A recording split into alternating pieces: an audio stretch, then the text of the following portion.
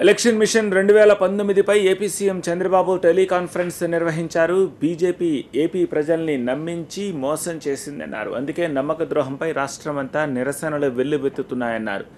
దేశంలో ఏ ప్రధానికి వ్యతిరేకంగా ఇంతలా నిరసనలు జరగలేదన్నారు.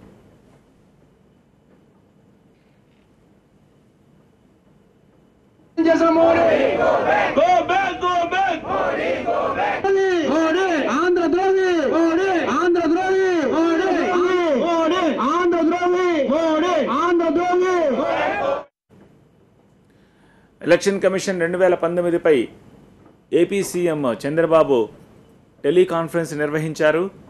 బీజేపీ ఏపీ ప్రజల్ని నమ్మించి మోసం చేసిందన్నారు. అందుకే నమ్మక ద్రోహంపై రాష్ట్రమంతా ఇలా నిరసనలు వెల్లువెత్తుతున్నాయన్నారు. దేశంలో ఏ ప్రధానికి వ్యతిరేకంగా ఇంతలా నిరసనలు జరగలేదన్నారు.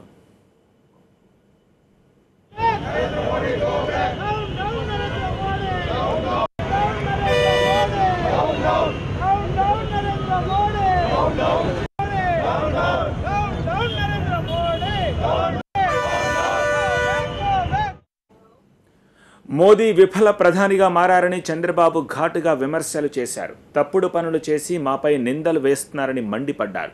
మోదీకి దేశభక్తి ఎక్కువన్నారు. దేశ భద్రత కన్నా రాజకీయ భద్రతే ఎక్కువన్నారు. రాజకీయం కోసం ఎంతకన్నా దిగజారే వ్యక్తి మోదీ అని అన్నారు.